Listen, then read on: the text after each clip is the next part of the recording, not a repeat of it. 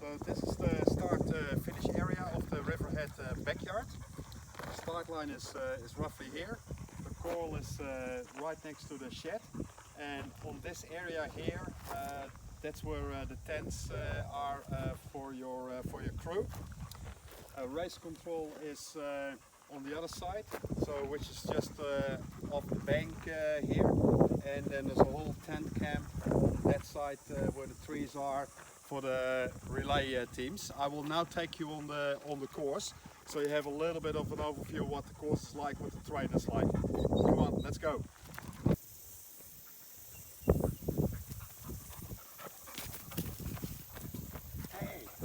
So we just left the start-finish area behind us, and now we take a left turn into this single track. So on race day it might be quite tricky because you're here with 80 runners for the ultra, and then of course the next day the relay runners start again. So it might be busy here, like everything going into a funnel. Come on guys, come. But it's not flat, you know. At the end of the day, it is off-road, it is trail running. It slopes a little bit to the right. When it's wet, you will see the rain, little puddles on the right. The pine forest is really nice here. So yeah, it's a good run. So we're like 300 meters in. It's getting a little bit narrow now, which still a really hard underground here. It's been dry as.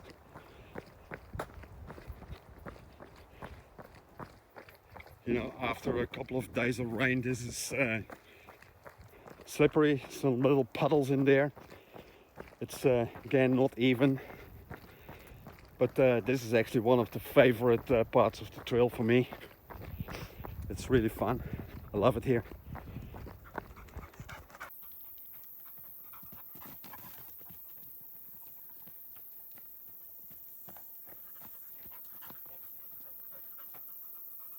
So 550 meters in, this is the second turn. Again, single track but quite wide. Uneven surface, leaving the forest area, so it's going to be open from here on. Come on, come. Now you really need to keep your eyes open because of these roots that stick out. It's so easy that if you try to pass somebody, that your foot gets hooked underneath. So be careful out there. Here we have another little obstacle. So this is like a little bump which goes down, and then we go into the more open forest. So here we take a left turn, whereas the last year's backyard we actually went straight into that path there and then zigzagging back to Barlow Road. But here we just follow this nice winding path all the way to the stream.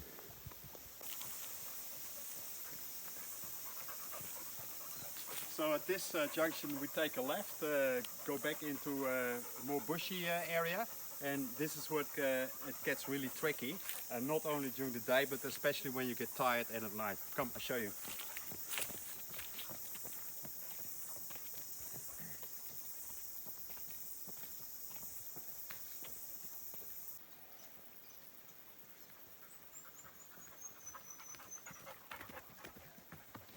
You know, this is where it gets really tricky, you know, with all the big exposed roots. Even during the day, if you're not tired, people fall over. On tired legs, you know, this is going to be an interesting part, especially at night. Come on, show you the rest of the track. Let's go to the stream. Come. 1.2 kilometers in. This is what that bit looks like with all the exposed branches. You know, it's still pretty runnable, of course, but you just need to be really careful where you put your foot, because it's so easy to just roll your ankle. And here it opens up again, and it's going to be easy from here onwards, following the stream. Open bit, Really exposed at the moment. We're about 4 weeks away from the Riverhead Backyard. So this is actually really fast running. It's flat ass. There's a little stream there. I wouldn't drink out of it. My dog does, but come, let's go. Let's run to the gravel road. Come, buddy. Go, go, go, go.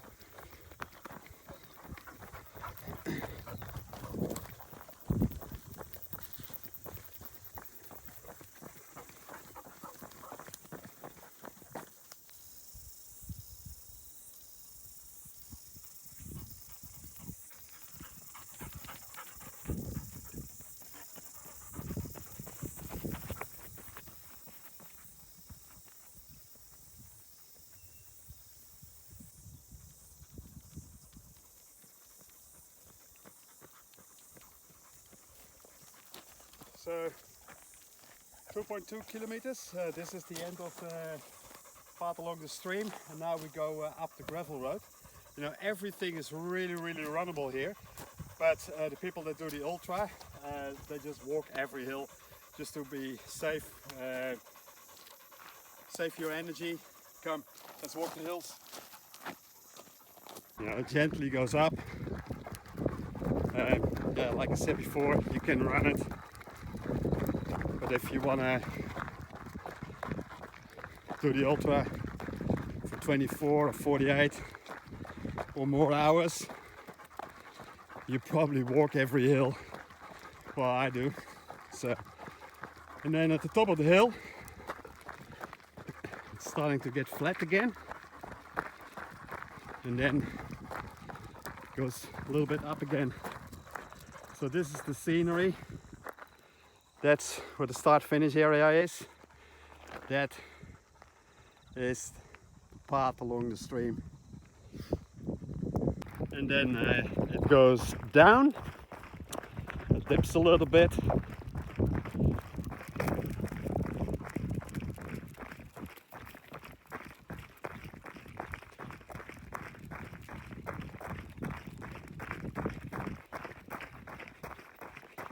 See how open and exposed it is here. Eh? It's like there's hardly any wind at the moment, but you know, in 3-4 weeks time, may rain, may thunder, might be some really good storms coming through. So this will be a tricky part. You see the road going down and then climbing up there again, and that's where it meets the part of the old course from last year, going up Barlow. Barlow is there along the tree line going into the corner, and that's where we go back into the forest.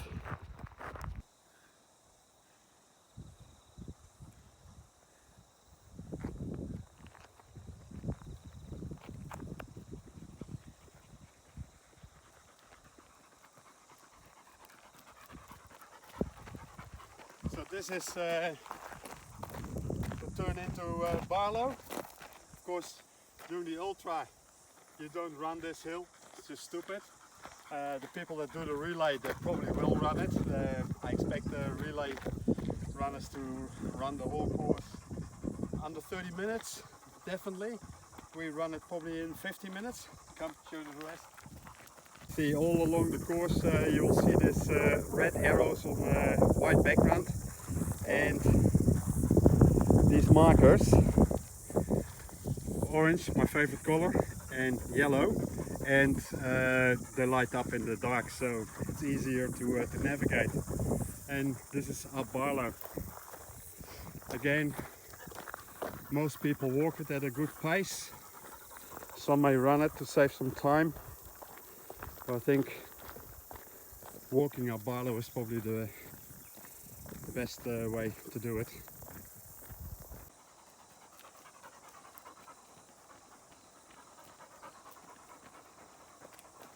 So this is where we leave Barlow and where we leave the old track. The old track is behind there, going into the forest further up the hill. Some people didn't like it last year because it was a really long downhill that was a quad burner. I think this is one of my favorite sections. Not my most favorite one on the trail, but this is back onto single track. It's quite nice and soft with the pine needles on the ground.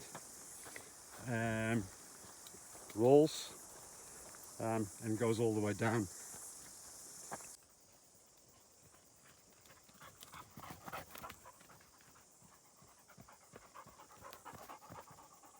Yeah, it's pretty good downhill running here.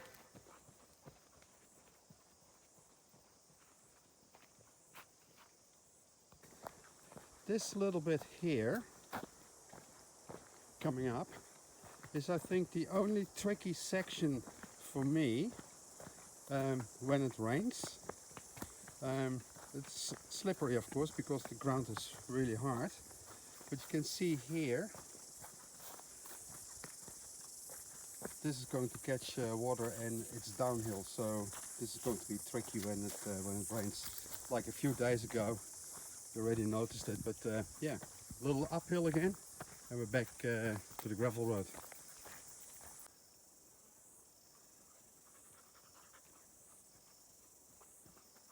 Hey, buddy.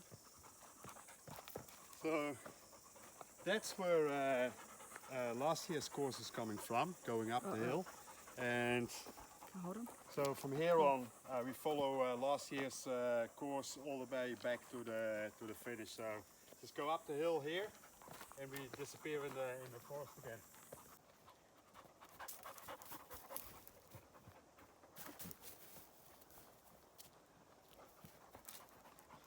Right, so this is the old course again, pretty much rolling till we hit a hill that we're going to walk. Come.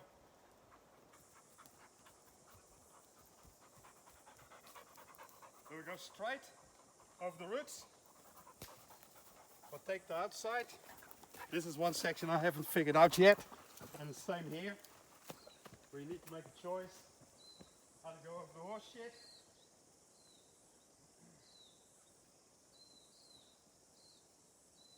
4.6 kilometers in. It looks pretty flat, but it actually goes up. So don't be fooled. There's some roots, some little rocky bits, some little gullies. But yeah, it's pretty runnable. So this is the start of another hill. So leading to the second highest point in the route. Again, what I've seen last year, most people walk it, conserve some energy. Relay runners will probably run it. The background noise is from my wife, who actually doesn't believe that you can run this hill. You can, and you will.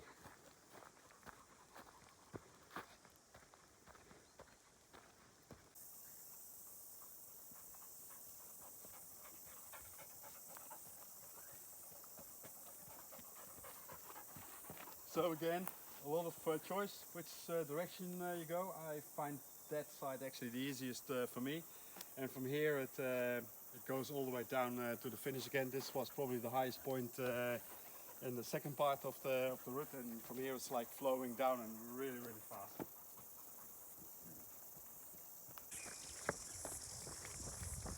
So this is getting back to Barlow. You can see the clearing there. That's Barlow just after the tree line. And this is the last downhill before the flat section, the loop and the zigzag near the finish line. And this is a part what last year I really struggled with. You know, whether I go down there or stay up here and then go down again. It took me a while to figure out.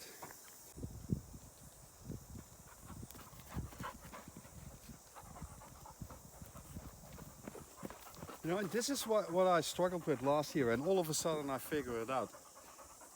I can't remember why or how I was thinking about Bruce Lee, be like water. And it's almost like, you know, be like water and follow the flow of the downhill. And after that, I was just fine.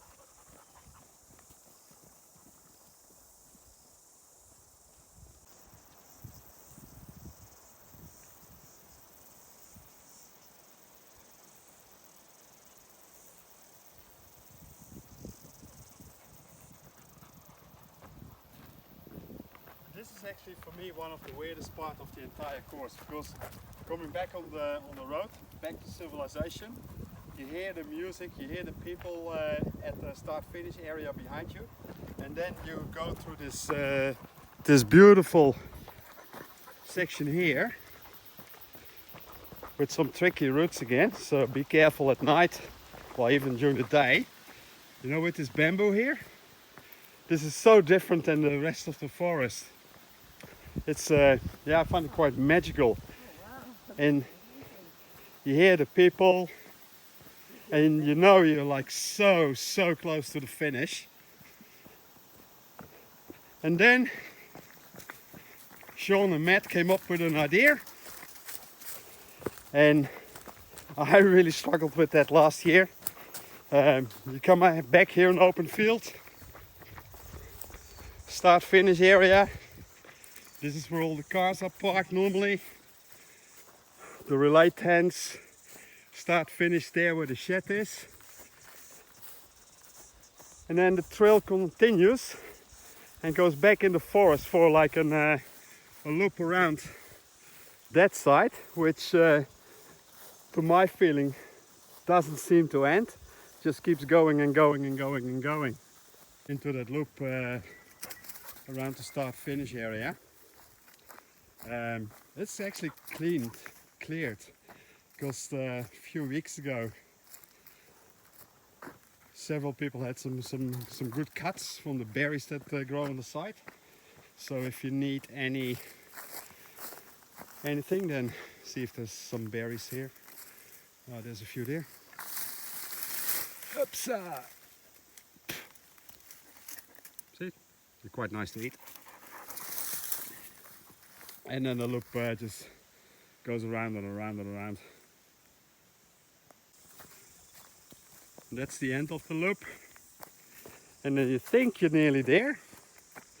You still have about maybe 200, 300 meters to go, because they came up with a zigzag in order to make it 6.7 kilometers, which goes around the tree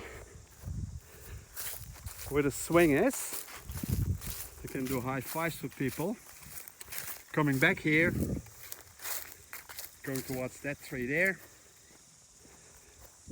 going there to my lovely wife and door car, around my wife, going back here, around that tree, then around those trees, and then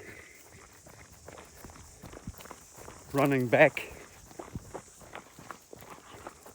onto the gravel, over the start finish area, and we're done. 6.75 kilometers. First loop done. Next one starts on the hour, every hour, till nobody is there anymore, except for one winner. Is it going to be you, Nero? Are you going to be the winner next year? This year?